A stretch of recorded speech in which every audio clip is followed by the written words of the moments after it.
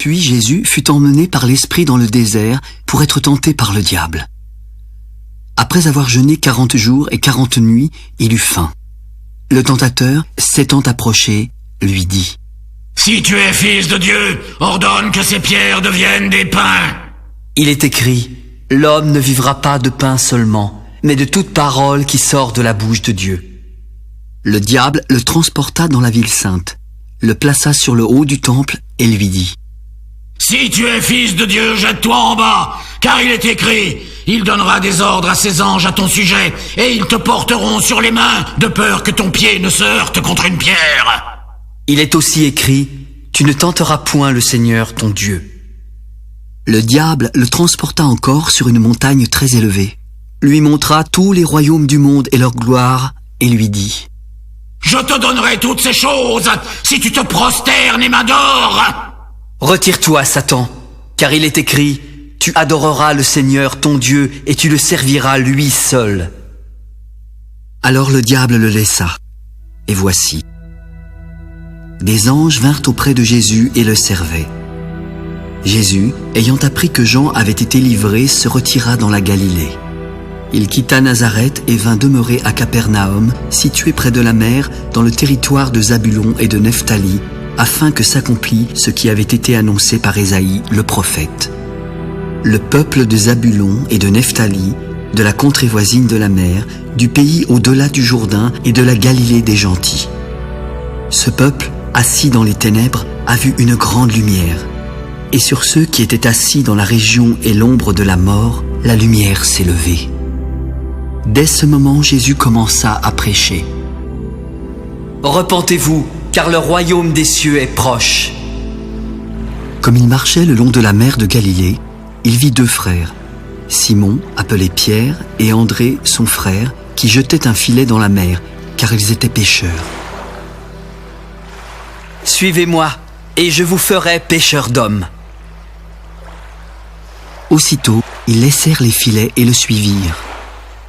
De là, étant allé plus loin, il vit deux autres frères, Jacques, fils de Zébédée, et Jean, son frère, qui étaient dans une barque avec Zébédée, leur père, et qui réparaient leurs filets.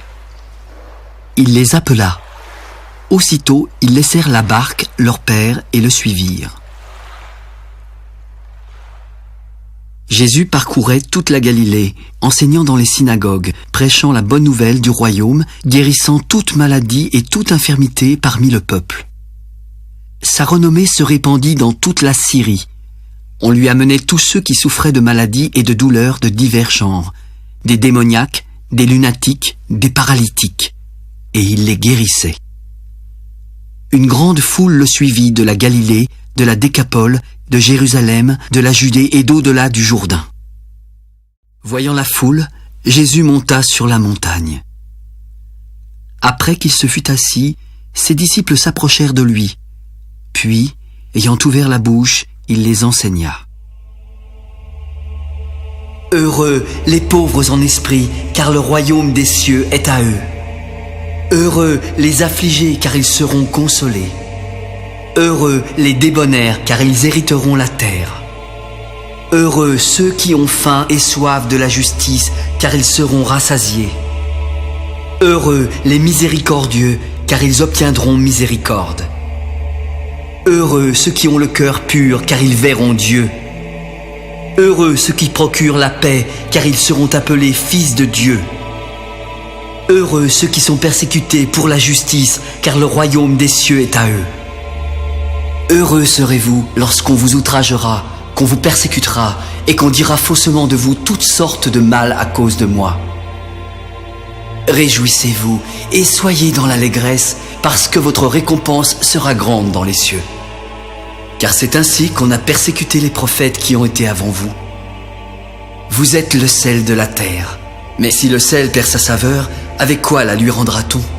Il ne sert plus qu'à être jeté dehors et foulé aux pieds par les hommes. Vous êtes la lumière du monde.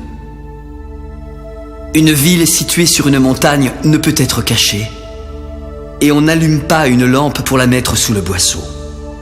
Mais on la met sur le chandelier et elle éclaire tous ceux qui sont dans la maison. Que votre lumière luise ainsi devant les hommes, afin qu'ils voient vos bonnes œuvres et qu'ils glorifient votre Père qui est dans les cieux. Ne croyez pas que je sois venu pour abolir la loi ou les prophètes. Je suis venu non pour abolir, mais pour accomplir. Car je vous le dis en vérité, tant que le ciel et la terre ne passeront point, il ne disparaîtra pas de la loi un seul iota ou un seul trait de lettre jusqu'à ce que tout soit arrivé. Celui donc qui supprimera l'un de ces plus petits commandements et qui enseignera aux hommes à faire de même sera appelé le plus petit dans le royaume des cieux.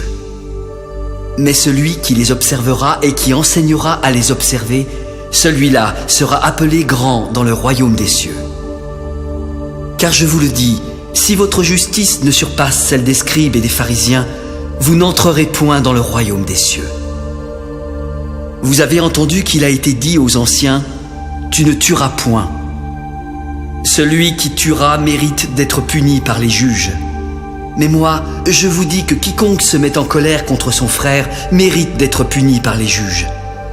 Que celui qui dira à son frère « Raka » mérite d'être puni par le Sanhédrin. Et que celui qui lui dira « Insensé » mérite d'être puni par le feu de la géhenne. Si donc tu présentes ton offrande à l'autel et que là, tu te souviennes que ton frère a quelque chose contre toi, laisse là ton offrande devant l'autel et va d'abord te réconcilier avec ton frère. Puis, viens présenter ton offrande. Accorde-toi promptement avec ton adversaire pendant que tu es en chemin avec lui, de peur qu'il ne te livre au juge, que le juge ne te livre à l'officier de justice et que tu ne sois mis en prison. Je te le dis en vérité, tu ne sortiras pas de là que tu n'aies payé le dernier cadran. Vous avez appris qu'il a été dit « Tu ne commettras point d'adultère ». Mais moi, je vous dis que quiconque regarde une femme pour la convoiter a déjà commis un adultère avec elle dans son cœur. Si ton œil droit est pour toi une occasion de chute, arrache-le et jette-le loin de toi. Car il est avantageux pour toi qu'un seul de tes membres périsse et que ton corps entier ne soit pas jeté dans la géhenne. Si ta main droite est pour toi une occasion de chute, coupe-la et jette-la loin de toi. Car il est avantageux pour toi qu'un seul de tes membres périsse et que ton corps entier n'aille pas dans la géhenne. Il a été dit que celui qui répudie sa femme lui donne une lettre de divorce. Mais moi, je vous dis que celui qui répudie sa femme, sauf pour cause d'infidélité, l'expose à devenir adultère, et que celui qui épouse une femme répudiée commet un adultère. Vous avez encore appris qu'il a été dit aux anciens, « Tu ne te parjureras point, mais tu t'acquitteras envers le Seigneur de ce que tu as déclaré par serment. » Mais moi, je vous dis de ne jurer aucunement, ni par le ciel, parce que c'est le trône de Dieu, ni par la terre, parce que c'est son marchepied, ni par Jérusalem, parce que c'est la ville du grand roi. Ne jure pas non plus par ta tête, car tu ne peux rendre blanc ou noir un seul cheveu. Que votre parole soit oui, oui ou non, non, ce qu'on y ajoute vient du malin. Vous avez appris qu'il a été dit « œil pour œil et dent pour dent ». Mais moi, je vous dis de ne pas résister aux méchants. Si quelqu'un te frappe sur la joue droite, présente-lui aussi l'autre. Si quelqu'un veut plaider contre toi et prendre ta tunique, laisse-lui encore ton manteau. Si quelqu'un te force à faire 1 000, fais-en 2 avec lui. Donne à celui qui te demande et ne te détourne pas de celui qui veut emprunter de toi. Vous avez appris qu'il a été dit « Tu aimeras ton prochain et tu haïras ton ennemi ». Mais moi, je vous dis, aimez vos ennemis, bénissez ceux qui vous maudissent, faites du bien à ceux qui vous haïssent et priez pour ceux qui vous maltraitent et qui vous persécutent afin que vous soyez fils de votre Père qui est dans les cieux. Car il fait lever son soleil sur les méchants et sur les bons, et il fait pleuvoir sur les justes et sur les injustes. Si vous aimez ceux qui vous aiment, quelle récompense méritez-vous? Les publicains aussi n'agissent-ils pas de même?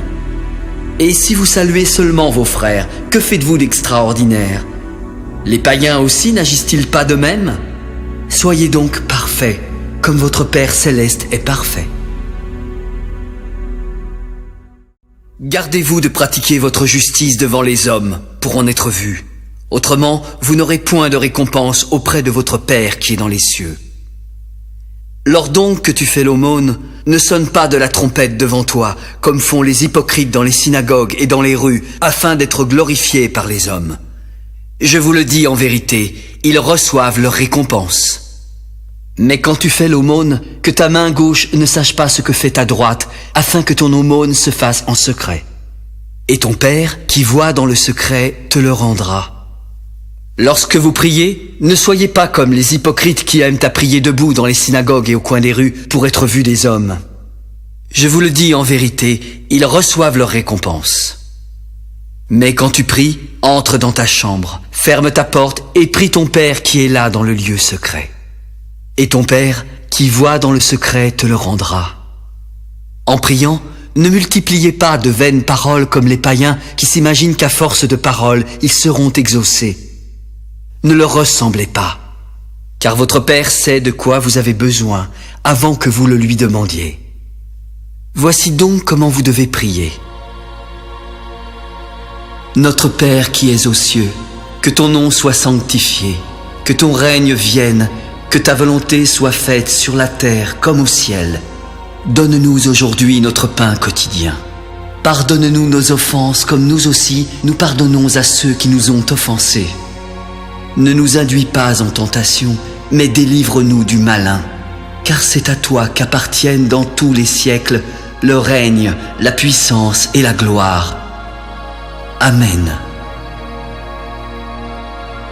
Si vous pardonnez aux hommes leurs offenses, votre Père céleste vous pardonnera aussi. Mais si vous ne pardonnez pas aux hommes, votre Père ne vous pardonnera pas non plus vos offenses. Lorsque vous jeûnez, ne prenez pas un air triste comme les hypocrites qui se rendent le visage tout défait pour montrer aux hommes qu'ils jeûnent.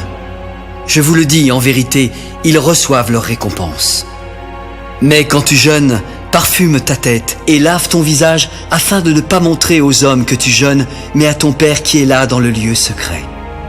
Et ton Père qui voit dans le secret te le rendra.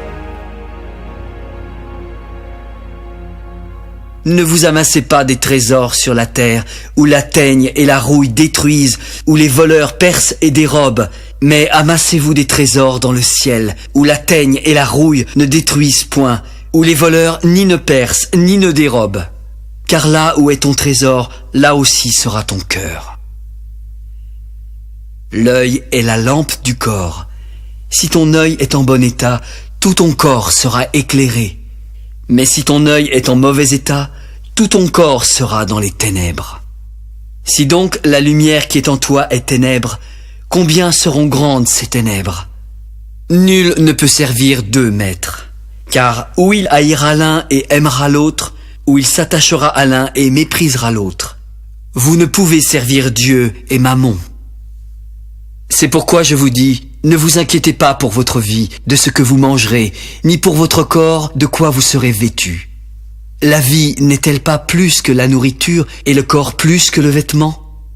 Regardez les oiseaux du ciel, ils ne sèment ni ne moissonnent, et ils n'amassent rien dans des greniers. Et votre Père céleste les nourrit. Ne valez-vous pas beaucoup plus qu'eux? Qui de vous, par ses inquiétudes, peut ajouter une coudée à la durée de sa vie? Et pourquoi vous inquiétez au sujet du vêtement? Considérez comment croissent les lys des champs. Ils ne travaillent ni ne filent. Cependant, je vous dis que Salomon même, dans toute sa gloire, n'a pas été vêtu comme l'un d'eux. Si Dieu revêt ainsi l'herbe des champs qui existe aujourd'hui et qui demain sera jetée au four, ne vous vêtira-t-il pas à plus forte raison, gens de peu de foi? Ne vous inquiétez donc point et ne dites pas « Que mangerons-nous ? Que boirons-nous ? De quoi serons-nous vêtus ? » Car toutes ces choses, ce sont les païens qui les recherchent. Votre Père céleste sait que vous en avez besoin. Cherchez premièrement le royaume et la justice de Dieu, et toutes ces choses vous seront données par-dessus. Ne vous inquiétez donc pas du lendemain, car le lendemain aura soin de lui-même. À chaque jour suffit sa peine.